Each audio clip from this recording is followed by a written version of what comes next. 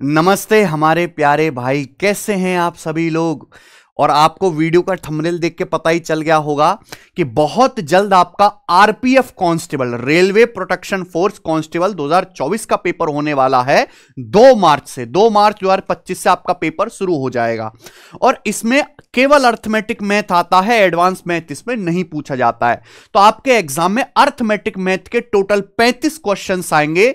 और मेरे भाई, मैंने एक सैंपल पेपर बनाया, एक मॉक टेस्ट बनाया है, एक एग्जाम पेपर बनाया है। इसको मेरे दोस्तों मैं यहां करवाने वाला हूं। तो इस वीडियो में गणित के पूरे 35 सवाल मैं आपको सॉल्व करवाऊंगा और बिल्कुल ऐसा ही पेपर जो है मेरे दोस्त आएगा। अगर आप इन 35 सवालों में से 30 के आसपास क्वेश्चंस कर पा रहे हैं, इसका मतलब आपकी तैयारी बहुत अच्छी है। और मैं ये प्रॉमिस करता हूं कि एग्जाम से पहले एटलीस्ट मैं आपको 5 मॉक टेस्ट करा दूंगा। 5 मॉक टेस्ट।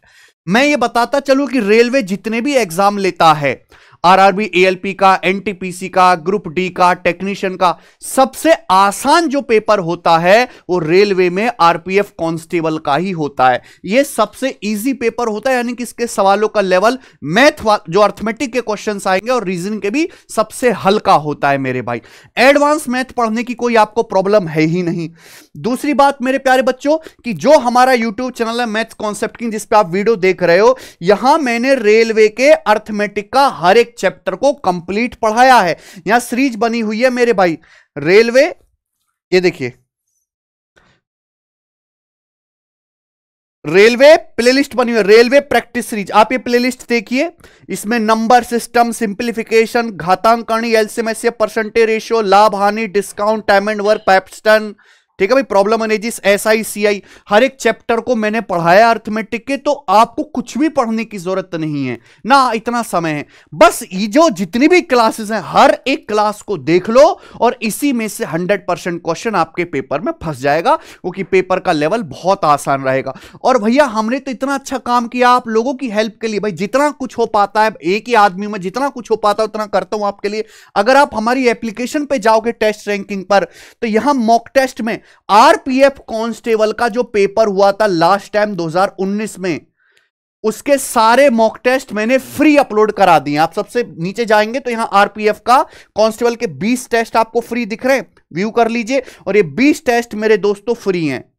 कोई भी बच्चा केवल एप्लीकेशन डाउनलोड कर लो और इन मॉक टेस्ट को आप घर बैठे बैठे लैपटॉप में या मोबाइल में फ्री में अटेम्प्ट कर सकते हैं। तो मेरी रिक्वेस्ट है, आपसे हाथ जोड़ के विनती करूं, बताओ क्या करूं, कि पेपर में जाने से पहले कम से कम ये 20 जो फ्री प्रीवियस ईयर के मॉक टेस्ट है, इनको जरूर करके जाएं, प्लीज जरूर करके जाएं। ठीक है जी। और सबसे अच्छी बात और, कि अगर आप इस चैनल पे जाओगे तो रेलवे ने अभी तक जितने भी पेपर ले, 5 पेपर रेलवे करवा चुका है। सीरियस हो गया रेलवे भी।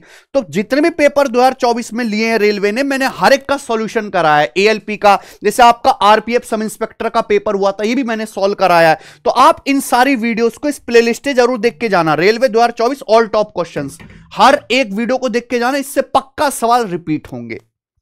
ठीक है, चलो अब शुरू करें। कॉपी पेन लेके बैठो, मेरे साथ साथ आपको क्वेश्चंस बनाने हैं।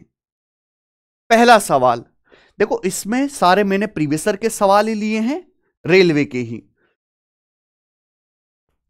एक वस्तु का अंकित मूल्य 492 रुपए है। दुकानदार वस्तु की खरीद पर 39% की छूट देता है, जिससे दुकानदार को 22% का लाभ होता है। वस्तु का लागत मूल्य क्या है? क्या आपको कौन से पता है भाई? अगर आपको डिस्काउंट परसेंटेज दिया है, आपको लाभ परसेंटेज दिया है मेरे भाई, तो आप यहां सीपी से एमपी का रेशियो आसानी से निकाल सकते हैं। क्रिय मूल्य से अंकित मूल्य का फॉर्मूला होता है 100 - d upon 100 plus P. 100 - d upon 100 plus P, ये फॉर्मूला होता है सीपी से एमपी का रेशियो निकालने का। अब डिस्काउंट यहां पे 39 है, 100 - 39 करेंगे कितना आएगा मेरे भाई? 61। प्रॉफिट है 22, 100 + 22 करेंगे कितना हो जाएगा मेरे प्यारे भी? 122। यानी तो चला गया पूरा का पूरा 2 बार, यानी कि सीपी से एमपी का रेशियो आ गया 1:2। अब सवाल में आपको अंकित मूल्य दे रखा है, 2 यूनिट की वैल्यू 492 रुपए दी है, 492 रुपीज। क्लियर है? तो आपसे कॉस्ट प्राइस लागत मूल्य पूछा है, सीपी पूछा है, तो 1 की वैल्यू आधा हो जाएगी, 492 का आधा कितना आ जाएगा? 246 रुपीज, 246 रुपए। तो 246 रुपए वस्तु का लागत मूल्य आ गया, डी ऑप्शन। क्या इससे आसान सवाल बन सकता है कोई? नहीं। आपके सब इंस्पेक्टर के पेपर में आया था, ये देखिए एक टंकी को 5 पाइप 80 मिनट में भर सकते हैं, समान विमाओं के 8 पाइपों से टंकी भरने में कितना समय लगेगा? कॉन्सेप्ट जानते हैं, M1D1 बराबर M2D2। भाई 5 पाइप एक टंकी 80 मिनट में भरते हैं, 5 पाइप एक टंकी 80 मिनट में, तो बोला 8 पाइप सेम टंकी कितने मिनट में भरेंगे? M1D1 बराबर M2D2 कर दिया, 8 से 80 10 बार कट गया, यानी कि 50 मिनट में। तो 8 पाइप जो हैं बिल्कुल सेम ऐसे ही पाइप 50 मिनट में टंकी भर देंगे। ऑप्शन ए आ गया। तो यही इसका लेवल है, इससे मुश्किल सवाल आता ही नहीं है। मात्र 35 में से 2 या 3 सवाल ही होगा जो ठीक ठाक होगा, बाकी बहुत इजी होगा। ये देखिए RPFSI का, एक दुकानदार अंकित मूल्य क्रिय मूल्य से 34% बढ़ाकर अंकित करता है, फिर उसकी बिक्री पर 34% की छूट देता है। कुल लाभ या हानि ज्ञात कीजिए मेरे भाई। यानी कि एक दुकानदार ने पहले 34% मार्कअप किया, यानी कि मार्क प्राइस जो है वो कॉस्ट प्राइस से 34% ज्यादा लिस्ट किया। क्लियर है? आप बोलोगे हां जी सर। और उसके बाद क्या किया? अंकित मूल्य पर मार्क प्राइस पर 34% की छूट देने के बाद वस्तु को बेचा। तो उसको होने वाला लाभ या हानि क्या होगा? सीपी से एसपी में कितना परसेंट का चेंज आएगा? यही तो होता है लाभ हानि। तो वो होगा +34 और -34 का सक्सेसिव। एक्स और -x का सक्सेसिव क्या होता है मेरे भाई? x और -x का सक्सेसिव होता है x² बटे 100% डिक्रीज, यानी कि हमेशा नुकसान होगा। 1156 बटे 100, 11.56% का आपको लॉस हो जाएगा। ऑप्शन नंबर यहां से ए करेक्ट है। देख पा रहे? बिल्कुल भी मुश्किल नहीं है बच्चे। आइए, 7 संख्याओं का एवरेज 45 है। अगर प्रत्येक संख्या में से, हर एक संख्या में से 4 घटा दिया जाए तो नया एवरेज क्या होगा? भाई हमारे पास 7 संख्याएं, उनका एवरेज 45 है। अगर हर संख्या में से 4 घटा दूंगा, देखो अगर आप हर संख्या में सेम एक्शन कर रहे हो तो नंबर एवरेज में भी सेम वही एक्शन होगा। अगर आपने प्रत्येक संख्या में से 4 घटाया है तो नया एवरेज भी 4 कम हो जाएगा, तो जो न्यू एवरेज होगा वो 41 होगा। बात खत्म। आगे चलें, ये बताइएगा। पी और क्यू ने एक बिजनेस में 5:13 के अनुपात में इन्वेस्ट किया। क्यू ने 6 महीने के बाद अपना जो है इन्वेस्टमेंट निकाल लिया। उन्हें 25:26 के अनुपात में लाभ हुआ। दे शेयर्ड प्रॉफिट इन रेशियो 25:26। तो पी की राशि को कितने समय तक उपयोग किया गया? पी का अमाउंट कितने टाइम के लिए यूज किया गया? आप जानते हैं जब भी आप कोई बिजनेस करते हैं तो बिजनेस में होने वाला जो प्रॉफिट है, पी मतलब प्रॉफिट, वो इन्वेस्टमेंट गुणा टाइम पर निर्भर करता है। आपसे सवाल में क्या पूछा है? टाइम। टाइम पूछा है ना मेरे भाई। तो टाइम कैसा आएगा? जब आप लाभ के अनुपात को इन्वेस्टमेंट के रेशियो से डिवाइड करेंगे। ये मेरा कॉन्सेप्ट है, समझ में आया? तो जैसे यहां पे 2 लोग हैं, पी और क्यू, उन्होंने बिजनेस किया, बिजनेस में उन्हें प्रॉफिट हुआ 25-26 के रेशियो में, 25-26 के रेशियो में। ये प्रॉफिट का रेशियो है। इन्वेस्टमेंट किस रेशियो में किया? 5:13 के रेशियो में इन्होंने इन्वेस्टमेंट किया है। इन्वेस्टमेंट का रेशियो 5:13। अगर मैं इनको डिवाइड करता हूं, प्रॉफिट को इन्वेस्टमेंट के रेशियो से भाग देता हूं, तो टाइम का रेशियो आएगा। भाग देना आसान है। 25 को 5 से भाग देंगे 5 आएगा, 26 को 13 से भाग देंगे 2 आएगा मेरे भाई। यानी कि पी और क्यू ने बिजनेस में जो पैसा इन्वेस्ट किया 5:2 के रेशियो में इन्वेस्ट किया है। सवाल में बोला है क्यू ने 6 महीने बाद अपनी पूंजी निकाल ली, यानी कि क्यू ने अपना पैसा 6 महीने के लिए लगाया है। 2 की वैल्यू सवाल में 6 महीने दी है, 3 गुना। तो पी ने बिजनेस में पैसा कितने समय के लिए लगाया है? 5 की वैल्यू भी 3 गुना आएगी, 15 महीने। तो पी ने 15 महीने के लिए इन्वेस्टमेंट की है, और ये आपका आंसर होगा ए ऑप्शन करेक्ट है। ठीक है जी। आइए, 100 किलोमीटर की दूरी तय करने में बिनोय और कैरो के द्वारा लगने वाले समय का अनुपात 15:16 समय का अनुपात दिया है। तो आपसे पूछा है स्पीड का रेशियो क्या होगा? स्पीड का रेशियो उल्टा हो जाएगा। ए ऑप्शन देके बिना कुछ करे, बिना कलम उठाए हो गया। देखो दूरी तो आप सेम तय कर रहे हो, 1000 किलोमीटर की डिस्टेंस जाने में समय का रेशियो 15:16 है मेरे भाई। अगर डिस्टेंस सेम है, अगर डिस्टेंस सेम है, इफ डिस्टेंस इज सेम, अगर डिस्टेंस सेम है मेरे प्यारे भाई, तो स्पीड और टाइम एक दूसरे के इनवर्सली प्रोपोर्शनल विद क्रमानुपाती होते हैं। टाइम का रेशियो स्पीड का रेशियो एक दूसरे का उल्टा होता है। अगर लगने वाले समय का रेशियो बिना और कैरी को 15-16 है तो उनकी स्पीड का रेशियो उल्टा होगा 16-15। बात खत्म। आइए एनटीपीसी सीबीटी 1 का 15% और 12% की दो लगातार छूट देने के बाद वस्तु की बिक्री पर 10% का लाभ था। अभी मैं आरपीएफ कांस्टेबल के भी सवाल कराऊंगा, ठहर जाओ, और केवल अर्थमेटिक मैथ ही आएगा। सबसे ज्यादा जो सवाल पूछे जाते हैं वो पूछे जाते हैं लाभ हानि, टाइम एंड वर्क और नंबर सिस्टम से। 15% और 12% की दो लगातार छूट देने के बाद भी बिक्री पर 10% का लाभ था। अंकित मूल्य का क्रिय मूल्य से अनुपात क्या है? यह बहुत अच्छा सवाल है, इसलिए मैंने लिया है, एनटीपीसी का है। वैसे देखिए, आप बताओ, लागत मूल्य पर अगर आपको लाभ होगा, लागत मूल्य पे लाभ कमाने के बाद विक्रय मूल्य आएगा। अंकित मूल्य मार्क प्राइस पे डिस्काउंट देने के बाद भी सेलिंग प्राइस आएगा। तो मैं सेलिंग प्राइस को बराबर करूंगा। एक बात बताइए, आपको 10% का लाभ हुआ, 10% का। अगर किसी वस्तु का कॉस्ट प्राइस 100 सीपी, किसी वस्तु का क्रिय मूल्य सीपी है, लागत मूल्य, 10% का लाभ हुआ, 10% की फ्रैक्शन वैल्यू 1/10, 1/10 का लाभ हुआ तो सामान बिका कितना? 10 पे 1 का लाभ हुआ तो सामान बिका है कॉस्ट प्राइस के 11/10 में। यह सेलिंग प्राइस है, जो आपके सामने लिखा है सेलिंग प्राइस है। अंकित मूल्य है मार्क प्राइस। आपने मार्क प्राइस पे पहले 15% की छूट दी, फिर 12% की छूट दी।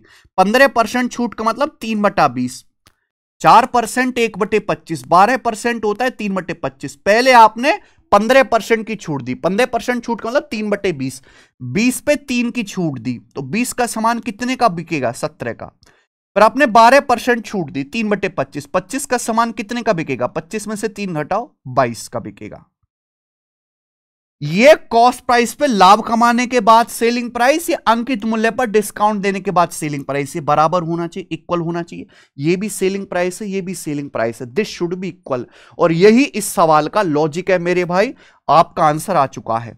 11 से 22 दो बार चला जाएगा, अभी 10 से 20 भी दो बार चला जाएगा, 2 से 2 भी कट गया। तो यहां पूछा क्या है? अंकित मूल्य का क्रिय मूल्य से अनुपात, एमपी से सीपी का। तो इसको उधर लाना पड़ेगा, सीपी उधर ले जाओ, 25 ऊपर, 25/17 बराबर MP/CP। अंकित मूल्य से क्रिय मूल्य का रेशियो 25/17 है। बी ऑप्शन आंसर, खत्म। आगे सवाल नंबर 8 रेशियो का है मेरे भाई। ये जीडी के पेपर में आया, जीडी कांस्टेबल के पेपर में बोला है एक्स वाई का रेशियो 5:2 है, तो 8x - 9y ratio 14x - 13y का मान क्या होगा? देखिए, अगर आपको रेशियो देकर रेशियो ही पूछा है तो वो सबसे आसान सवाल है। एक्स वाई का रेशियो 5:2 है, एक्स की जगह 5 रख दो, वाई की जगह 2 रख दो। एक्स की जगह 5 रखेंगे 8 पंजे 40, वाई की जगह 2 रखेंगे 2 नाम 18, 40 - 18। एक्स की जगह 5 रखेंगे 14 पंजे 70, वाई की जगह 2 रखेंगे 13 दूनी 26। तो 40 - 18 ये आपका 22 आ जाएगा, और 70 - 26 कितना आ जाएगा? ये आपका 44 आ जाएगा मेरे भाई। तो 22 रेशियो 44 आ गया बच्चे, ये 1/2। तो इस सवाल का आंसर तो 1/2 आ गया, सी ऑप्शन। वाकई में बहुत इजी सवाल है, ऐसा ही लेवल है आपके पेपर का। ये देखिए, ये लेटेस्ट पिछले साल ही आरपीएफ सब इंस्पेक्टर 2024 के एग्जाम में आया है। सवाल में कहा गया है यहां पर, ये अच्छा क्वेश्चन, और ये एक बार नहीं कई बार आया था, ये 10-12 बार आया है सवाल, अलग अलग डाटा पे। 137 की पावर 0.42 बराबर एक्स, दूसरा 137 की पावर 0.62 बराबर वाई, एक्स की पावर जेड बराबर वाई की पावर 4, तो जेड का मान किसके करीब होगा? तो भाई एक्स की वैल्यू मुझे दी है, एक्स की वैल्यू मुझे क्या दी है? 137 की पावर 0.42, आप बोलोगे हाँ जी सर, इसकी होल पावर जेड, एक्स की जगह मैंने एक्स का मान रख दिया। बच्चों वाई की वैल्यू मुझे दी है, वाई की वैल्यू मुझे दी है 137 की पावर 0.62, ठीक है भाई, ये वाई की वैल्यू है। ये क्या है? एक्स की पावर जेड बराबर वाई की पावर 4, ये 4 हो गया। क्लियर है? तो मैंने एक्स की जगह एक्स का मान रख दिया, वाई की जगह वाई का मान। अब आपको यह पता होना चाहिए कि भाई अगर ए की पावर एम की होल पावर एन है तो ये पावर की आपस में मल्टीप्लाई हो जाती है, समझ में आया? तो यहां पे यही होगा मेरे प्यारे स्टूडेंट। तो 137 की पावर 0.42 की होल पावर जेड है, तो 0.42 जेड हो जाएगा। और ये क्या आएगा मेरे भाई, ये 137 की पावर 0.62 गुणा 4 है, तो यहां गुणा हो जाएगी, तो आ जाएगा 2.48, ये 2.48 आ जाएगा। क्लियर है? अब एक बात आपको जाननी है, जेड का मान पूछा है ना, यहां देखो लेफ्ट साइड और लेफ्ट और राइट साइड को देखो, बेस सेम है, ये भी 137 ये भी 137। अगर दोनों का बेस सेम है तो ये पावर बराबर होनी चाहिए, पावर इक्वल होनी चाहिए, यानी कि 0.42 जेड इज नथिंग बट 2.48। क्या हमारी बात समझे? आप बोलोगे सर, डेसिमल ये हट जाएगा, ठीक है। अब 2 से जाएगा मेरे भाई, ये आपका 124 बार और 2 से 42 21 बार, 124/21 आ गया, ठीक है। तो 21 पंजे 105, बचेगा 19, 0 बढ़ा लेंगे दशमलव लगा के, तो 21 निम्मा जाएगा ना 189, तो 5.9 के करीब आएगा। ये ऑप्शंस यहां पे गड़बड़ हैं, ठीक है जी, ये ऑप्शंस यहां पे गड़बड़ हैं, अप्रोक्स 5.9 आना चाहिए इसका आंसर। चलिए कोई बात नहीं, ये करेंगे। एनटीपीसी का मानवी और दर्शन मिलकर, टाइम एंड वर्क का सवाल है, मानवी दर्शन मिलकर एक काम को, एक प्रोजेक्ट को 40 दिन में कर सकते हैं। उन्होंने 25 दिन तक साथ में काम किया, फिर दर्शन चला गया, अन्य 24 दिनों के बाद मानवी ने बचे काम को पूरा किया, यानी कि मानवी ने अकेले बचे काम को किया है 24 दिन लगा के। पूछा है मानवी अकेले प्रोजेक्ट को कितने दिन में कर सकती है, तो भाई साहब बचे काम को, ऐसे सवालों में आप बचे काम पे ध्यान दिया करो, रिमेनिंग वर्क पे। एक बार बताओ, 2 लोग हैं जी, मानवी और दर्शन, वो किसी काम को 40 दिन में कर सकते हैं। उन्होंने कितने दिन काम किया भाई साहब? 25 दिन। अगर 2 लोग किसी काम को 40 दिन में कर सकते हैं तो एक दिन में कितना काम करेंगे? 1/40, एक दिन का काम आएगा। तो ये लोग 25 दिन में कितना काम करेंगे? 25/40, 25 से गुणा कर देंगे, तो 5 × 25, 5 × 40, 5/8 काम। अगर 2 लोग किसी काम को 40 दिन में करते हैं तो एक दिन में 1/40 काम करेंगे, 25 दिन में 25/40 काम करेंगे, 5/8 काम हो गया। तो बचा काम कितना मेरे भाई? बचा काम कितना है? 1 में से 5/8 घटाओ, 3/8 काम रिमेनिंग है, 3/8 वर्क रिमेनिंग है। और 3/8 काम किसने किया? दर्शन तो छोड़ के चला गया, ये मानवी ने किया है। कितने दिनों में? 24 दिन में। तो 3/8 काम मानवी ने 24 दिन में किया। मानवी पूरा काम कितने दिन में करेगी? 3/8 वर्क उसने किया है 24 दिन में। अगर हम टोटल काम 8 मान लेते हैं तो 8 में से 3 किया है 24 दिन में, 8 गुना समय में, तो मानवी पूरा काम कितने समय में करेगी? 8 टाइम्स 64 डेज में। तो मानवी अकेले 64 डेज में पूरा काम करेगी, ये आंसर है डी ऑप्शन। अच्छा तरीका है मेरे भाई ये। आइए, धातु के एक टुकड़े की कीमत 145 से बढ़कर 174 रुपए हो गई, find the percentage of growth. अरे वाह, 145 से बढ़कर, ये आरपीएफ कांस्टेबल का सवाल है ना, 2019 में आखिरी पेपर हुआ था उसका। रेशियो ले लो, कितना बढ़ गई मेरे भाई? ये तो 29 का पहाड़ा है, 29 पंजे 145, 29 छिक्का 176, 74 मेरे भाई, ठीक है। यानी कि धातु का टुकड़ा 5 से 6 का हो गया, तो कितना बढ़ गया? 1 बढ़ गया, 1/5, और 1/5 कितना होता है? 20%, 20% बढ़ गई। ऐसे सवाल आते हैं भाई कांस्टेबल में। और एनी नेचुरल नंबर n 6 की पावर n - 5 की power n always ends with, किसी भी प्राकृतिक संख्या n के लिए 6 की पावर n - 5 की पावर n का अंतिम अंक सदैव क्या होगा? अंतिम अंक मतलब इकाई अंक, यानी कि n की वैल्यू कोई भी नेचुरल नंबर रखी जाए, इसका यूनिट डिजिट क्या आएगा? आपको पता है 6 एक ऐसा नंबर है, 6 की कितनी भी पावर करो, 6 का स्क्वायर 36, 6 का क्यूब 216 है, यूनिट डिजिट 6 ही आएगा। और ऐसे 5 की कितनी भी पावर करो, 5 का स्क्वायर 25, 5 का क्यूब 125 में 5 आता है, एंड में 5 की पावर 4, 625 में एंड में 5 आता है। 5 की कितनी पावर करो, यूनिट डिजिट 5 आएगा। तो 6 - 5 1, यानी कि कुछ भी कर लो, इसका जो यूनिट डिजिट आएगा वो 1 आएगा। डी ऑप्शन, बात खत्म। कितना आसान सवाल था मेरे भाई। नेक्स्ट, आरपीएफ एसआई का 1092 मीटर लंबी ट्रेन एक खंबे को 52 सेकंड में पार करती है। एक ट्रेन जिसकी लंबाई 1092 मीटर है, एक खंबे को पार करती है 52 सेकंड में, ठीक है। तो 294 मीटर लंबे प्लेटफॉर्म को पार करने में ट्रेन कितना समय लेगी? बहुत बढ़िया। देखो मेरे भाई, ध्यान से आपको ये बात समझनी है। जब एक ट्रेन किसी प्लेटफॉर्म को पार करेगी तो ट्रेन खुद की लेंथ भी क्रॉस करेगी, ट्रेन खुद की लेंथ भी क्रॉस करेगी, प्लस 294 मीटर लंबा प्लेटफॉर्म है उसको भी क्रॉस करेगी। बात समझ में आई? ट्रेन को खुद की लेंथ, देखो जब ट्रेन किसी खंबे को पार करती है, खंबा इसको एक ट्रेन पार करती है, जब ट्रेन किसी खंबे को पार करेगी तो ट्रेन को खुद की लेंथ को क्रॉस करना पड़ेगा, यानी कि खुद की लेंथ को क्रॉस करने में ट्रेन को 52 सेकंड लगते हैं, 52 सेकंड। तो बस आपको यह पता लगाना है कि ट्रेन को 294 मीटर जाने में कितना सेकंड लगा, यह पता लगाना है। आप बताओ, अगर ट्रेन 1092 मीटर लंबी है, एक खंबे को 92 सेकंड में क्रॉस करते तो ट्रेन की स्पीड कितनी आएगी मेरे भाई? 52 एकम 52 बचेगा 572, नहीं 52 दूनी हो जाएगा ना, ये तो 104, 21।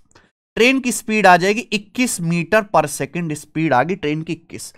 तो 21 की स्पीड से 294 मीटर लंबा प्लेटफॉर्म है, कितना समय लगेगा मेरे भाई जाने में? बटे 21, टाइम बराबर डिस्टेंस बटे स्पीड। 21 से कम 21, 8, 21 चौक 84, 14 सेकंड, यानी कि 294 मीटर जाने में ट्रेन को 14 सेकंड एक्स्ट्रा और लगेगा। तो ट्रेन को प्लेटफॉर्म जाने में खुद की लेंथ क्रॉस करने में 52 सेकंड प्लस 294 जाने में 14 सेकंड, तो ट्रेन को टोटल यहां से 66 सेकंड लग जाएगा। 66 सेकंड, ये आंसर है बी ऑप्शन। अच्छा सवाल है भाई, वेरी नाइस। आरआरबी एनटीपीसी का, टेरी रोजाना 1700 ml दूध का सेवन करता है रोजाना, 5 सप्ताह में कितने लीटर दूध पिएगी? अरे बाप रे बाप, अरे भाई साहब एक बात बताओ, टेरी जी, टेरी एक दिन में 1700 ml दूध पीती है। आंसर पूछा लीटर में, आपको पता होना चाहिए कि 1000 ml जो है वो 1 लीटर के बराबर होता है, 1 लीटर। तो अगर ml को लीटर में बदलना है तो 1000 से भाग देना पड़ेगा, यानी कि 1.7 लीटर। टेरी जो है रोजाना 1.7 लीटर दूध पीती है, टैंकर है भाई पूरा। 5 सप्ताह में कितना लीटर दूध पी जाएगी? 1 सप्ताह में 7 दिन होते हैं, तो 5 सप्ताह में 5 सत्ते 35 दिन। तो अगर एक दिन में 1.7 लीटर पी रही है तो 35 दिन में कितना पिएगी? गुणा 35। 7 का मल्टीपल आंसर आने वाला है, ये 7 से नहीं कटता, ये 7 से नहीं कटता, 7 अट्टे 56, ये नहीं कटेगा, 2 25 नहीं जाएगा, ये 7 से कटता है, 7 अट्टे 56, 3 7 पंजे 35, ये आंसर है। कुछ भी करने की इसमें जरूरत नहीं थी, बहुत बेसिक सवाल है, हटाओ। एनटीपीसी का, किसी दी गई आबादी में 20% आबादी अस्थमा की मरीज है, 20% population is affected with asthma, out of which 90% of asthma patient use to work in flour milk, जिसमें से 90% अस्थमा के रोगी आटा मिल में काम करते हैं। अगर कुल जनसंख्या का 30% आटा मिलों में काम कर रहा है तो आटा मिलों में काम करने वाले लोगों का परसेंटेज क्या होगा जो अस्थमा से पीड़ित है? आटा मिलों में काम करने वाले लोगों का कितना परसेंट अस्थमा से पीड़ित है? बहुत बढ़िया, बहुत बेहतरीन सवाल है बच्चों, कांस्टेबल के हिसाब से बहुत अच्छा सवाल है, दोबारा से आने लायक है। सवाल का डाटा बहुत आसान है। मैंने मान लिया कि एक टाउन में जैसे 100 लोग हैं, 100 में से कितने को अस्थमा हो रखा है? 20%। 100 लोगों का 20% पॉपुलेशन अस्थमा की मरीज है, 100 का 20%, 20 लोगों को अस्थमा हो रखा है। अब जिन लोगों को अस्थमा हो रखा है उसमें से 90% आटा मिलों में काम करते हैं, तो यानी कि अस्थमा के कितने मरीज ऐसे हैं जो आटा मिल में काम करते हैं? 20 का 90% 18 अस्थमा के पेशेंट ऐसे हैं जो आटा मिल में काम करते हैं। क्लियर है? ये आटा मिल में काम करने वाले अस्थमा के पेशेंट आ गए। सवाल में यह कहा है कि कुल जनसंख्या का 30% आटा मिल में काम कर रहा है। भाई कुल जनसंख्या है 100, अब 100 का 30%, 100 का 30% 30 होता है, यानी कि कुल आटा मिल में कितने काम कर रहे हैं? 30। आटा मिल में काम करने वाले कुल लोग कितने हैं? 30। लेकिन इन कुल 30 लोगों में से 18 लोग आटा मिल में जो काम कर रहे हैं वो अस्थमा के मरीज है। यही पूछा है, आटा मिल में काम करने वाले लोगों का परसेंटेज क्या है जो अस्थमा के मरीज हैं। तो 30 में से 18 लोग अस्थमा के मरीज हैं आटा मिल में काम करने वाले, परसेंटेज में 100%, यानी कि आएगा 60% इसका आंसर था, इसमें कुछ भी नहीं था, ए ऑप्शन। बहुत बेसिक सवाल है मेरे भाई। आइए, आरपीएफ एसआई का, भानुधारा के विपरीत एक नाव में 790 किलोमीटर की दूरी 30 घंटे में तय करती है और धारा के साथ 12 घंटे लगते हैं, धारा की गति बताइए। बहुत बढ़िया। देखो मेरे दोस्त, धारा की गति क्या होता है, डाउन स्ट्रीम माइनस अपस्ट्रीम बटे 2। भानु धारा के अपोजिट जाती यानी कि अपस्ट्रीम, कितना 790 किलोमीटर 30 घंटे में, तो ये अपस्ट्रीम की स्पीड हो जाएगी।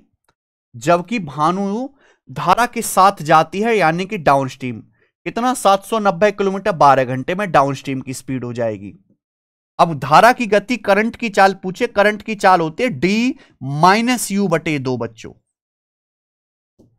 लेकिन ये तो काफी हेक्टिक लग रहा है, तो यहां पे अप्रोक्स कर लें क्या, अप्रोक्स कर लें। 79/3 क्या आ जाएगा, लगभग 26 78 यानी कि 26.33 के आसपास आ जाएगा ये। 790/12 कितना आ जाएगा मेरे भाई, ये आएगा 12×72, 12×72 के बाद भी आपका 7 जीरो बच जाएगा, 7 जीरो यानी कि 12×72, लगभग 66 आ जाएगा, लगभग 66। क्योंकि आंसर ना काफी दूर दूर है, मैं देख रहा हूं आंसर काफी दूर दूर है, तो मैं अप्रोक्स लगा सकता हूं। तो ये आएगा मेरे भाई, करंट की स्पीड 66 माइनस ये अप्रोक्स 26 बटे 2, यानी कि आएगा मेरे भाई 40 बटे 2 यानी कि 20 के आसपास। तो करंट की स्पीड 20 के आसपास आएगी, सी ऑप्शन करेक्ट है, 19.75।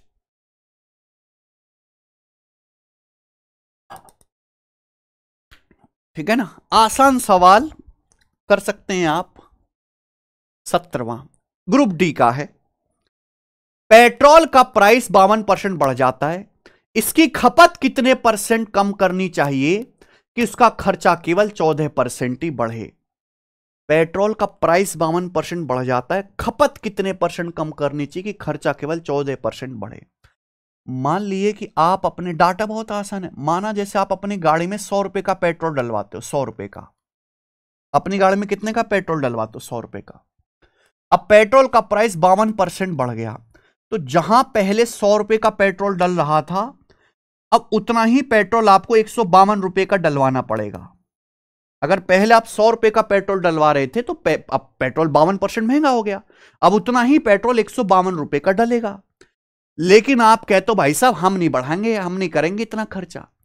आप केवल पेट्रोल पे खर्चा 14% बढ़ाना चाहते हो, यानी कि 100 रुपए की बजाय अब आप केवल 114 रुपए का ही पेट्रोल डलवा सकते हो। यानी कि एक्चुअल में पेट्रोल 152 रुपए का डलवाना चाहिए, लेकिन आप 114 रुपए का ही डलवा रहे हो, तो यानी कि पेट्रोल गाड़ी में थोड़ा सा कम डलेगा, पेट्रोल का कंजम्पशन कम हो जाएगा। कितना परसेंट कम हो गया भाई, 152 से 114 38, 38 आपका 38 रुपए का पेट्रोल कम डलेगा 152 पर। कितना मेरे भाई, 1/4, 38 चौक 152, 1/4 25%, तो 25% आ गया मेरे भाई।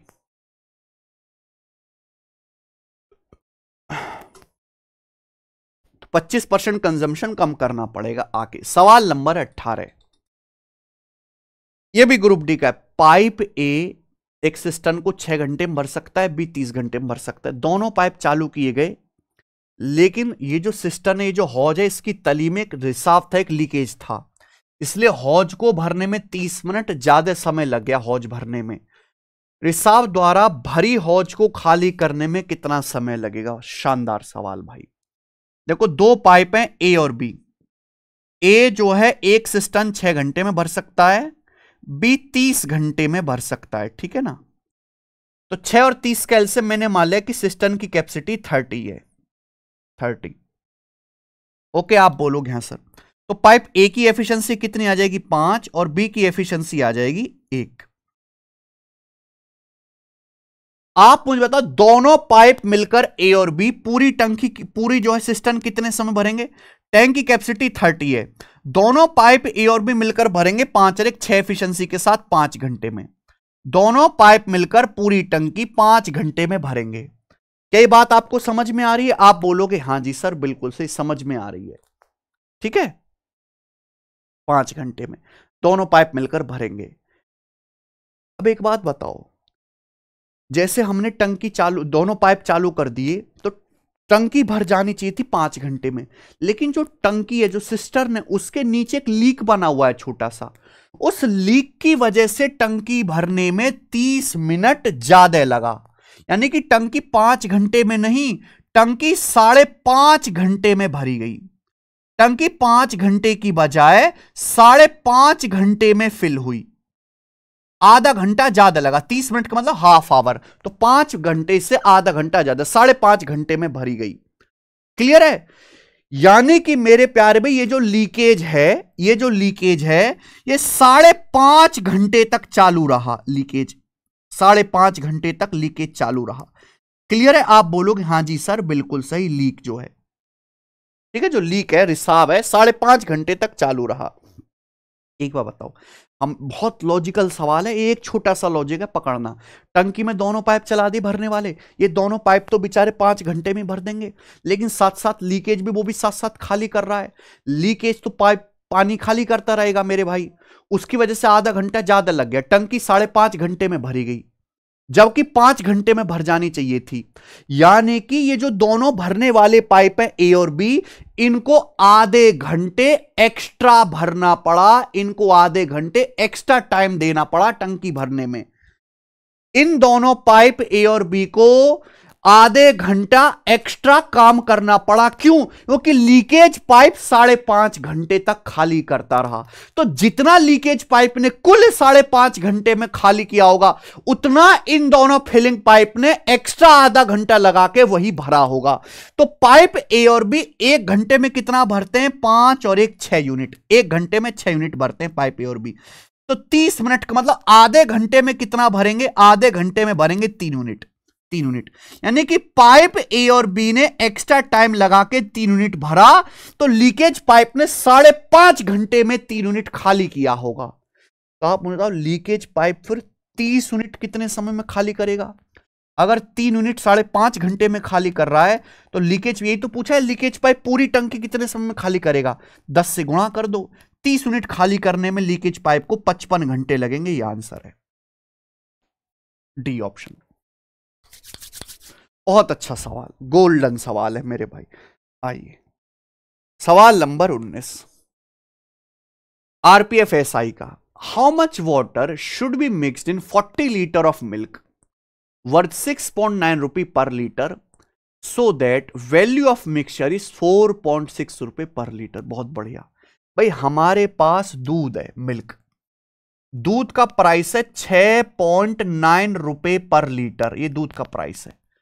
बोला है इसमें कितना पानी मिलाया जाए कि मिक्सचर का दाम 4.6 रुपए पर लीटर हो जाए। एक बार बताओ, पानी तो कोई दूध या बिस्लेरी का मिलाता नहीं है, हेड पंप से पानी भर के मिला देते हैं। भाई दूध का प्राइस है 6.9 रुपए पर लीटर, आपने पानी मिलाया, पानी का दाम है 0 रुपए पर लीटर, फ्री का पानी है, और मिलाने से जो मिक्सचर बना मिल्क प्लस वाटर, उसका प्राइस है 4.6 रुपए पर लीटर। मिक्सचर का प्राइस 4.6 रुपए पर लीटर। तो यहां रुपी पर लीटर है, प्राइस पे अगर एलिगेशन लगाओगे, एलिगेशन प्राइस पे, तो सीधा लीटर का क्वांटिटी का रेशियो आ जाएगा। 4.6 में से 0 घटाएंगे 4.6, 6.9 में से 4.6 घटाएंगे 2.3, तो रेशियो आ गया मेरे प्यारे भाई 23 दूनी 40, 2 रेशियो 1, यानी कि मिल्क वाटर को 2:1 के अनुपात में मिलाया गया है। मिल्क कितना है? 40 लीटर दूध, तो 2 की वैल्यू 40 लीटर दूध है, पानी मिलाया गया 1 की वैल्यू 20 लीटर, 20 लीटर पानी मिलाया गया, डी ऑप्शन।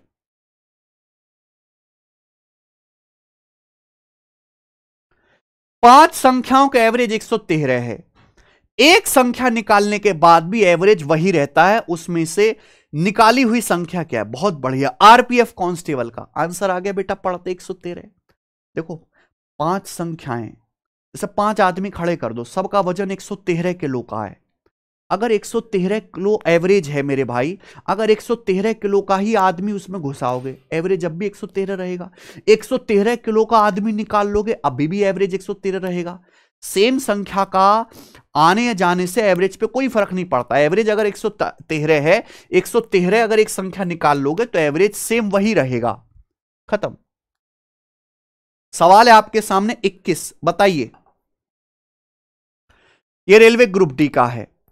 एक व्यापारी 25% लाभ पर चावल बेचने का दावा करता है, लेकिन वो बेईमानी कर रहा है भाई। एक ऐसा बाट इस्तेमाल कर रहा है जो अंकित वजन से 15% कम है, यानी कि एक्चुअल में जो वाट पर वजन लिखा हुआ है वो उससे 15% कम वजन है, बाट में लिखा हुआ उस पर ज्यादा है। तो व्यापारी का लाभ प्रतिशत क्या होगा, लगभग में आपको बताना है। देखिए, बेईमान दुकानदार का कॉन्सेप्ट सब बच्चे जानते हैं। एक व्यापारी 25% लाभ पर चावल बेचता है। 25% की फ्रैक्शन वैल्यू क्या होते हैं बच्चों, 1/4। 1/4 का मतलब 4 रुपए का सामान 5 में बेचेगा। लेकिन बाट ऐसा इस्तेमाल कर रहा है जिसपे वजन एक्चुअल से 15% कम है। 15% यानी कि 3/20। अब जैसे किसी ग्राहक ने 20 किलो चीनी मांगी कि भाई साहब 20 किलो चीनी दो, तो आप उसे 20 किलो नहीं देते, 20 का 15% 3 कम 17 किलो चीनी ही देते हो। यानी कि आप अपने ग्राहक को 17 किलो चीनी देकर 20 किलो का पैसा ले रहे हो। 15% आप कम वजन दे रहे हो, तो आपको प्रॉफिट हो जाएगा 17/20। ओवरऑल कुल लाभ जो होगा इनका सक्सेसिव, यानी कि सीधी सीधी गुणा, 4 पंजे 20 चला जाएगा, तो आएगा 17/25। तो व्यापारी का जो लाभ होगा 17 का सामान 25 में बिका, 8 का प्रॉफिट हो गया 17 पर। परसेंटेज में इंटू 100% ही आएगा मेरे भाई। क्लियर है ना। तो 17 चौका 68, उसके बाद आपका 12 बच जाएगा, 17 7 119, यानी कि अप्रोक्स 47%। डी ऑप्शन उत्तर है, लगभग 47%। आइए, जूनियर इंजीनियर के रेलवे के सवाल है। एक राशि पर 2 साल के चक्रवृद्धि ब्याज और साधारण ब्याज 282.15 और 270 रुपए ब्याज की दर बताओ। भाई, किसी धनराशि पर 2 साल का कंपाउंड इंटरेस्ट 282.15 है और 2 साल का सिंपल इंटरेस्ट 270 है ब्याज की दर। ये बहुत अच्छा सवाल बनता है। अगर आपको 2 साल का CI और 2 साल का SI दिया हुआ है तो हम रेट ऑफ इंटरेस्ट कैसे निकालेंगे। देखो मेरे दोस्त, सुनना, सिंपल इंटरेस्ट तो हर साल बराबर होता है। अगर 2 साल का ब्याज 270 है तो हर 1 साल का सिंपल इंटरेस्ट कितना है, 135।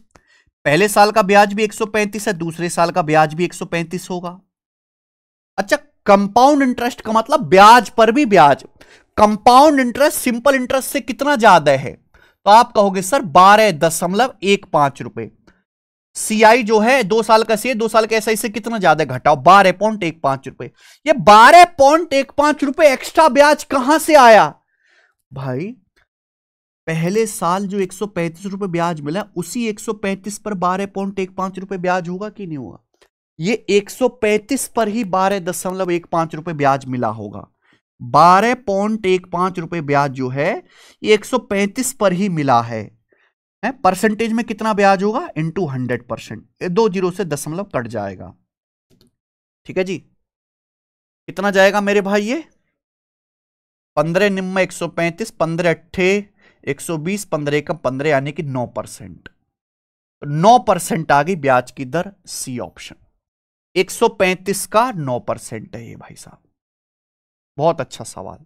आइए, RPF SI का 32 वस्तुओं का विक्रय मूल्य 24 वस्तुओं के लागत मूल्य के बराबर है, लाभ या हानि। यार ये तो बहुत आसान सवाल होते हैं। 32 वस्तुओं का सेलिंग प्राइस बराबर 24 वस्तुओं का कॉस्ट प्राइस। तो यह CPSP का रेशियो नहीं निकाल सकते। 8 चौक 32, 8 तिया 24, इधर आ जाएगा। तो सेलिंग प्राइस से कॉस्ट प्राइस का रेशियो 3/4। ठीक है जी, आप बोलोगे हां जी सर बिल्कुल सही। यानी कि अगर एक बुक का क्रय मूल्य 4 रुपए तो बुक 3 रुपए में बिकी। 4 का सामान 3 में बिका तो 1 रुपए का नुकसान हो गया 4 रुपए पर। 1/4 मतलब 25% का आपको लॉस हो गया। ठीक है जी, किसी को कोई परेशानी? कोई परेशानी नहीं। आगे चलिए, सवाल नंबर 24 करके बताओ मेरे दोस्त, इस क्वेश्चन का क्या आंसर है? हर बच्चा करेगा, सब बच्चे करेंगे जल्दी से। देखो, अगर आपने रेलवे के प्रीवियस क्वेश्चन ही प्रैक्टिस नहीं किए तो ये तो कतई भूल जाओ कि आपका सिलेक्शन होने वाला है। और जिसने रेलवे के प्रीवियस क्वेश्चंस पे पकड़ बना ली, उस पे कमांड बना ली, उसका सिलेक्शन कोई रोकने वाला है नहीं हर सब्जेक्ट में।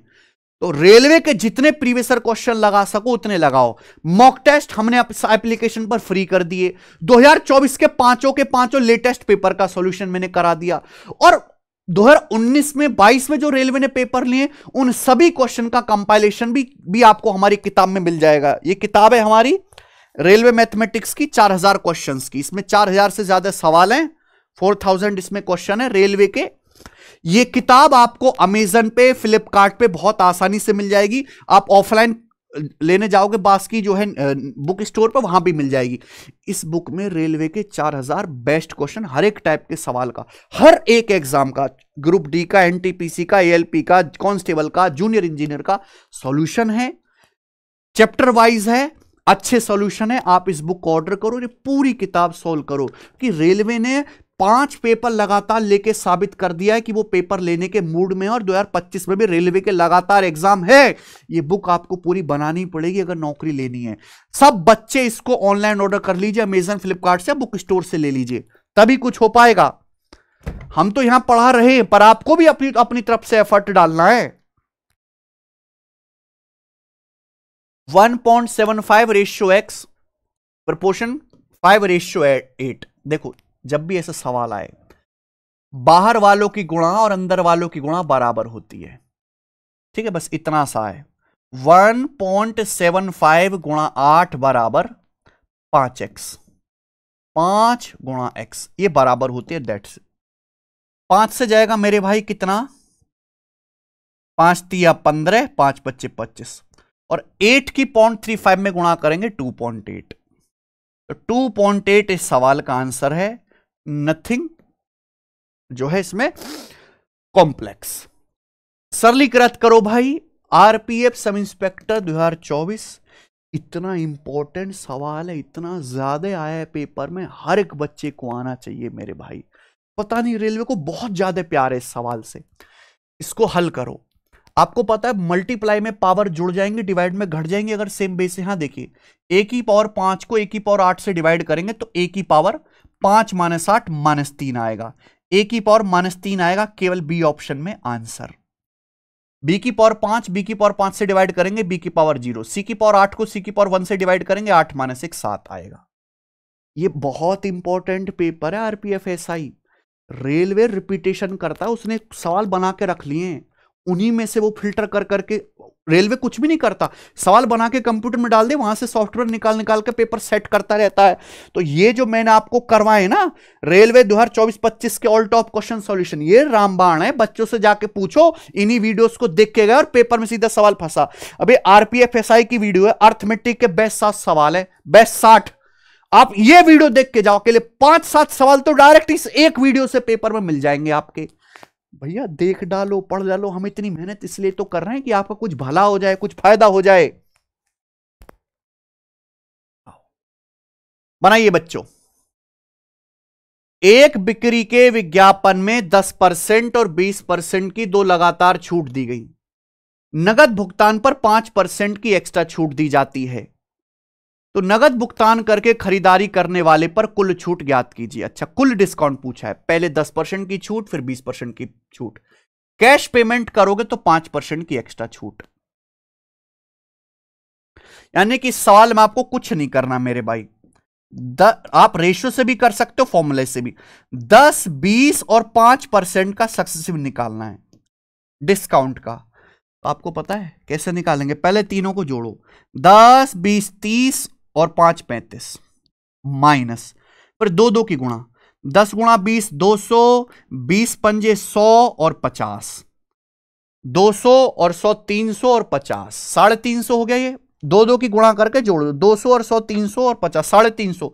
350 को 100 से भाग करो, 3.5 प्लस, फिर तीनों की गुणा करो। 10 गुणा 20 200, 200 पंजे 1000, 1000 को 10,000 से भाग दो, 1000 को 10,000 से भाग दो, 10,000 से भाग देना है 0.1, तो 35 में से 3.5 घटाएंगे, कितना आ जाएगा 31.5, उसमें 1 जोड़ेंगे तो 31.6% आ गया। आप रेशियो से भी कर सकते थे, ये फॉर्मूला वाला तरीका है। 12% साधारण ब्याज पर 5 साल का अर्जित ब्याज 4,080 रुपए है। निवेश की गई राशि आप मुझे बताओ भाई, सिंपल इंटरेस्ट क्या होता है? अगर 1 साल में 12% ब्याज है तो 5 साल में आपको कितना सिंपल इंटरेस्ट मिलेगा? 60%। 1 साल में 12%, 5 साल में 5 गुना 60%, और आपको इंटरेस्ट मिला कितना? 4,080 रुपए। आपसे क्या पूछा है? मूलधन, इन्वेस्ट की गई राशि पूछा है। 0 से 0 कट जाएगा, अभी 6 से, तो 6 चिंग 36, 4 6 8 48, यानी कि 1% की वैल्यू 68 आ गई। 68 बार कट गया ना। मूलधन होता है 100%, 100% के लिए 2 0 चुपका दो, 6800 रुपए। B option. 28वां आरपीएफ एसआई के पेपर का सवाल है, करेंगे। आमिर ने 4 बच्चों के बीच 775 गिफ्ट बांटे। पहले बच्चे का हिस्सा दूसरे बच्चे का 2 गुना है, तीसरे बच्चे का 3 गुना है, चौथे बच्चे का 4 गुना है। पहले और दूसरे बच्चे द्वारा प्राप्त उपहारों की कुल संख्या देखो। मान लीजिए कि 4 बच्चे ABCD हैं, आमिर भाई साहब ने इन चारों बच्चों को गिफ्ट दिए। अभी बहुत अच्छी बात है, बोला है पहले बच्चे का हिस्सा दूसरे का डबल है, तीसरे बच्चे का 3 गुना है, चौथे बच्चे का 4 गुना है पहले बच्चे का हिस्सा। तो भैया 2, 3 और 4 तीनों से कटने वाला नंबर 12 मान लीजिए। माना पहले बच्चे का शेयर 12 है, दूसरे का डबल, तो दूसरे बच्चे का कितना होगा? 6। 6 का दुगुना करूंगा तभी तो 12 आएगा। पहले बच्चे का शेयर तीसरे का 3 गुना है। 12 किसका 3 गुना होता है? 4 का। 4 का 3 गुना करूंगा तभी तो 12 आएगा। पहले बच्चे का शेयर चौथे का 4 गुना है। 12 किसका 4 गुना होता है? 3 का। चौथे बच्चे का 3 आ जाएगा। 3 का 4 गुना करूंगा 12 आ जाएगा मेरे भाई। 6 का 2 गुना 12, 4 का 3 गुना 12, 3 का 4 गुना 12। तो यह बेहतरीन तरीका, हर एक बच्चे का रेशियो आ गया। बोला पहले और दूसरे बच्चे द्वारा कुल उपहार। पहले और दूसरे बच्चे को मिलाकर कुल उपहार कितने मिले? 18। 12 6 18। सभी बच्चों के गिफ्ट कितने? 12 6 18, 4 22 और 3 25। 18/25 आपको निकालना है 775 गिफ्ट में से। कितना आएगा मेरे भाई? 25 तिया 75, 25 से कम 25, तो 540 और 18 558। 558 इस सवाल का आंसर है, पहला ऑप्शन। आसान सवाल। अगर किसी नंबर n को 7 से भाग दिया जाता है तो 3 प्राप्त होता है। अगर किसी नंबर n को 7 से भाग देते हैं 3 आता है। किस संख्या को 7 से भाग करने पर 0 आएगा? बहुत बढ़िया। देखो कोई नंबर है n, जब मैं इसको 7 से डिवाइड करता हूं 7 से, तो शेषफल 3 आता है। 3 बोला इन चारों में से कौन सा नंबर ऐसा है जिसको 7 से डिवाइड करने पर रिमाइंडर 0 आएगा? अगर हम 7 से डिवाइड कर रहे हैं, रिमाइंडर 0 बनाना है। देखो रिमाइंडर 0 बनाने के 2 रास्ते हैं, या तो 3 घटा लो या 4 जोड़ दो। अगर मैं इसमें 4 जोड़ देता हूं, 4 संख्या में 4 जोड़ दूंगा तो रिमाइंडर भी 4 प्लस आएगा, यानी कि रिमाइंडर आएगा 7। अब 7 से डिवाइड करने पर 7 तो नहीं आ सकता ना रिमाइंडर। 7 को 7 से भाग करेंगे रिमाइंडर 0 हो जाएगा, यानी कि n+4। n+4 नंबर आ गया, ऐसा बात खत्म। बहुत बेसिक सी बात। अरे वाह, ये तो आपको सॉल्व करना है।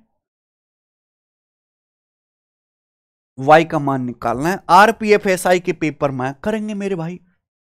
29 गुणा 2 गुणा 742 डिवाइडेड बाई 2809। 2809 का अंडर रूट आता है मेरे भाई 53।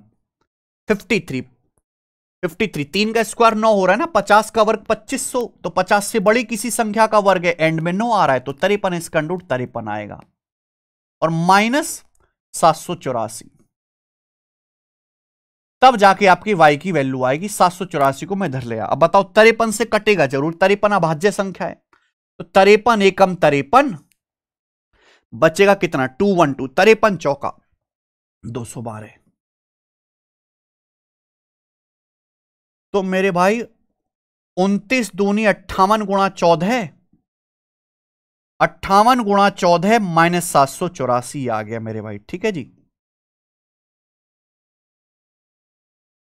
वाई की वैल्यू निकालनी है। मैं इकाई का अंक मैच कर लेता हूं। 8 चौक 32, इकाई का अंक 2 आएगा। 784 में इकाई का अंक 4 है। अब 2 में से 4 घटाऊंगा तो हाथ से लेके घटाना पड़ेगा, 2 को हाथ से लेके 12 माइनस 4 8, जो भी आएगा इकाई का अंक 8 आएगा। 28 आंसर है, सी ऑप्शन। क्लियर? किसी को कोई समस्या? वैसे भी 14 का मल्टीपल आने वाला है नंबर। आइए, find the average of arithmetic parallel series which first term is 45 and last term is 57। RPF constable का सवाल है। बोला है एक समांतर श्रेणी है, समांतर श्रेणी का औसत बताओ जिसका पहला पद 45 है फर्स्ट टर्म और लास्ट टर्म 57 है। अगर आपके सामने कोई भी समांतर श्रेणी दी हुई है, आपको उसका एवरेज पूछा है, तो बस पहले वाले टर्म फर्स्ट टर्म और लास्ट टर्म इनका एवरेज ले लो, यानी कि इनको जोड़ के आधा कर दो। ठीक है, तो 45 प्लस 57 यानी कि मेरे भाई 102, फिर 51 आ जाएगा 51। 51 इसका आंसर है। नेक्स्ट, सुधा का खर्चा उसकी बचत से 200% ज्यादा है। खर्चा 6% कम हो जाता है, बचत 26% बढ़ जाती है, इनकम कितने परसेंट बढ़ेगी? बहुत बढ़िया। देखो सवाल कुछ बच्चे 100 मान के करेंगे, कुछ डेविएशन से करेंगे, कुछ एलिगेशन से करेंगे। तीनों ही मेथड अच्छे हैं, कोई खराब नहीं है। सुधा का खर्चा बचत से 200% ज्यादा, 200% की फ्रैक्शन वैल्यू 2, यानी कि सुधा का खर्चा उसकी बचत से 200% ज्यादा है। 200% की फ्रैक्शन वैल्यू 2, बचत अगर 1 रुपए है तो खर्चा 2 ज्यादा है 3 रुपए। ये खर्चा और बचत का रेशियो है। अब हुआ क्या, खर्चा 6% कम हो जाता है, कम हो जाने का मतलब माइनस माइनस, और बचत 26% बढ़ जाती है, सेविंग 26% बढ़ जाती है यानी कि प्लस। तो इनकम में कितना परसेंट चेंज आएगा? इनकम कितना परसेंट बढ़ेगी? इनकम का मतलब खर्चा प्लस बचत, खर्चा प्लस बचत। एक्सपेंडिचर प्लस सेविंग में कितना परसेंट चेंज आएगा? और जहां प्लस है वहीं डेविएशन है।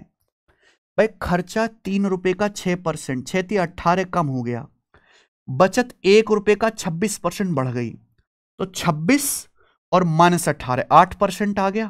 क्लियर है? आप बोलोगे हाँ sir. Out of total, total खर्चा बचत कितना है? 3 और 1 4, एक्सपेंडिचर प्लस सेविंग 3 और 1 4 यानी कि 2%। तो यानी कि इनकम 2% बढ़ जाएगी। 2% पॉइंट में लिखा है 0.02।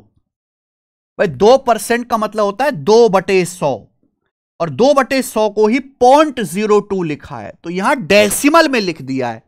पूछा परसेंटेज में, लेकिन ऑप्शन डेसिमल में डाले हैं। आजकल ऐसा बहुत करता है भाई एग्जामिनर। 33वां, ये भी आरपीएफ का सवाल है। 372 मीटर लंबी एक ट्रेन है, अपोजिट डायरेक्शन में 6.9 किलोमीटर पर आवर की स्पीड से चल रहे एक आदमी को 24 सेकंड में पार करती है। ट्रेन की स्पीड क्या है? ट्रेन की स्पीड मान लिया s किलोमीटर पर आवर है। देखो, जब भी ट्रेन किसी आदमी को पार करेगी तो ट्रेन कितनी डिस्टेंस जाएगी? खुद की लंबाई, यानी कि 372 मीटर, और डिस्टेंस बराबर स्पीड गुणा टाइम। पर यहां हमारी जो ट्रेन है और ये जो आदमी है, ये अपोजिट डायरेक्शन में चल रहे हैं, अपोजिट डायरेक्शन में। और अपोजिट डायरेक्शन में क्या हो रहा है? ट्रेन जो है, ये ट्रेन अपोजिट डायरेक्शन में चल रहे एक आदमी को पार करती है। अपोजिट डायरेक्शन में relative speed s1 plus s2। Train की speed s kilometre per hour मानी है, तो मेरे प्यारे भाई यहां पे आदमी की 6.9 किलोमीटर पर आवर है। ये रिलेटिव स्पीड आएगी, मीटर पर सेकंड में बदलना पड़ेगा 5/18, और इनटू टाइम। टाइम कितना लगा? 24 सेकंड पार करने में, मल्टीप्लाई बाई 24, खेल खत्म। ठीक है ना? s किलोमीटर पर आवर माना है, जो भी आंसर आएगा वो सीधा किलोमीटर पर आवर में आएगा। ठीक है जी। 6 चौक 24, 6 तिया 18। बोलिए, कोई परेशानी? काट लेते हैं 5 चौक 20 से। अभी 20 से कम 20, 17 बच जाएगा, 172 तो 20 अट्ठे 160 12, 20 छिक्का 120, ठीक है। 3 से 54 और 1.8 55.8 बराबर s प्लस 6.9, 6.9 इधर आ जाएगा बराबर s। 18 में से 9 गया 9 और 54 माइनस 6 48, 48.9 आ गया मेरे भाई s, 48.9 बी ऑप्शन आंसर है।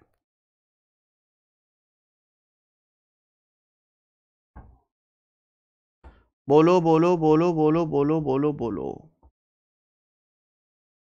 ठीक है। 48.9 इजी सवाल, बिल्कुल मुश्किल नहीं है।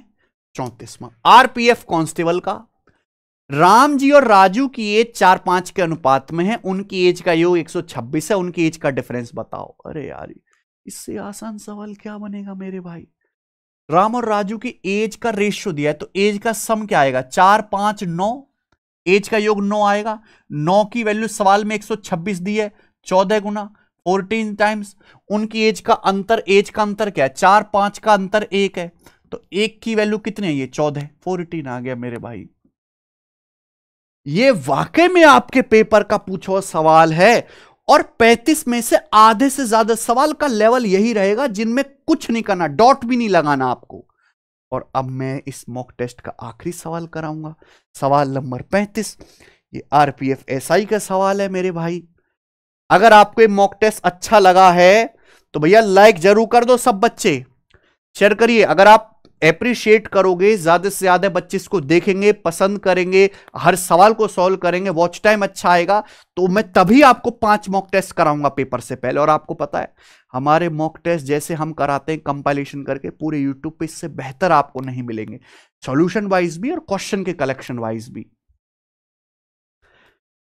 ये बार ग्राफ दिखाया गया, बोला बार ग्राफ पढ़ लो चुपचाप। 5 कंपनी है, C1 C2 C3 C5, 2 लगातार साल 2010 और 2011 में किताबों की बिक्री बताएगी 1000 में। देखो ये डॉट डॉट डॉट वाला 2010 में किताबों की बिक्री है, और ऐसे टेढ़ी टेढ़ी लाइनें 2011 में किताबों की बिक्री है। 1000 में, 1000 में का क्या मतलब है, जैसे लिखा है 50, तो 50 नहीं, 50 को 1000 से गुणा करो, 50,000, 60 को 1000 से गुणा करो, 60,000 ऐसे।